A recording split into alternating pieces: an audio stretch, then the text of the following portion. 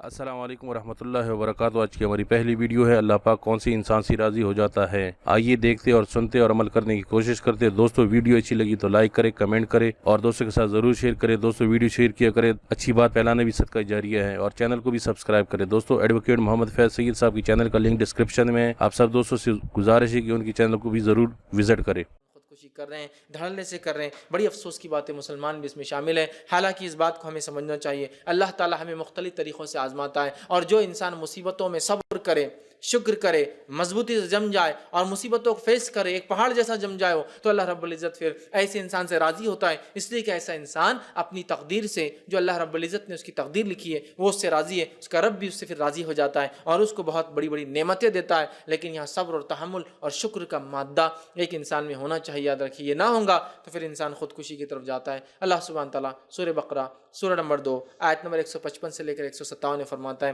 بڑی مشہور اور معروف آیتیں، تقریباً لوگ جانتے ہیں، بار بار سنی ہوں گی، قاری حضرات نمازوں میں بار بار پڑھتے ہیں، امام پڑھتے ہیں اور قرأت کی جاتی ہے۔ اللہ فرماتا اور کہتا ہے وَلَنَبْلُوَنَّكُمْ بِشَيْءٍ مِّنَ الْخَوْفِ وَالْجُوعِ وَنَقْصٍ مِّنَ الْأَمْوَالِ وَالْأَنفُسِ۔ اللہ فرماتا اور کہتا ہے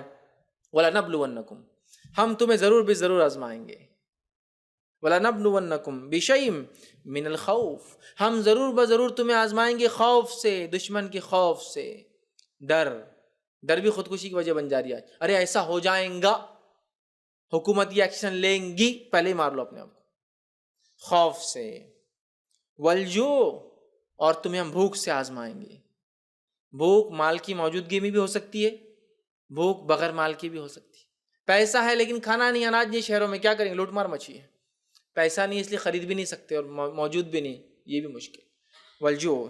ونقص من الاموال، اور مال کی کمی سے اللہ فرما رہا ہم تمہیں آزمائیں گے، والانفس، اور تمہاری کمی سے، نفس کی تمہاری جو ہے کمی سے ہم تمہیں آزمائیں گے، تمہارے بیوی اور بچوں کی کمی سے، تمہارے انفس نفس سے تمہیں آزمائیں گے، والثمرات، اور پھلوں کی کمی سے، باغات لگا دیے، اناج آتا نہیں ہے، پھل آتا نہیں ہے، چیز لگتی نہیں ہے، جو بویا ہے وہ نہیں ملتا ہے، تو تمہیں ثمرات، پھلوں سے آزمائیں گے۔ وَبَشِّرِ الصَّابِرِينَ، اور خوشخبری سنا دیجئے ان تمام چیزوں میں جو انسان صبر کرتا ہے۔ اور آگے فرمایا الَّذِينَ إِذَا أَصَابَتْهُمْ مُصِيبَةٌ، اور ان لوگوں کو جب مصیبت آتی ہے، جو اللہ کے نیک بندے ہوتے ہیں، توحید پرست ہوتے ہیں، حقائق دنیا کے جانتے ہیں، reality of life of this world وہ سمجھتے ہیں کہ دنیا کی زندگی آزمائش ہے، جب سمجھتے ہیں تو وہ کیا کرتے ہیں، صبر کرتے ہیں۔ تو اللہ فرما رہا ہے ان کو صبر کا بشارت دے دو، الذین اذا اصابتهم مصیبۃ، اور وہ صبر کرنے والے جب ان پر کوئی مصیبت آتی ہے تو کیا کرتے ہیں، قالوا انا للہ وانا الیہ راجعون، اے اللہ ہم تیری طرف سے آئے تھے، تیری طرف جانا ہے، اے اللہ تو نے ہمیں بھیجا تھا، ہم تیری طرف لوٹ کے آئیں گے، مال دیا تھا لے لیا تیری مرضی، جان دی تھی لے لی تیری مرضی، اولاد دی تھی چھین لی تیری مرضی،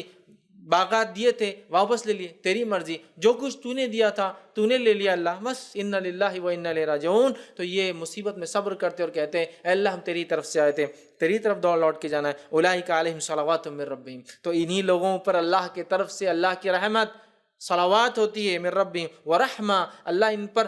جو ہے صلوات، دعائیں وہ کرتا ہے، ان کے لیے خوشخبریاں سناتا ہے اور ان پر رحمت کرتا ہے، واولئک هم المہتدون، اور یہی لوگ حقیقت میں ہدایت والے راستے پر ہیں، اور یہی لوگ حقیقت میں ہدایت یافتہ لوگ ہیں۔ تو اللہ ویڈیو دیکھنے کا بہت بہت شکریہ، اللہ حافظ۔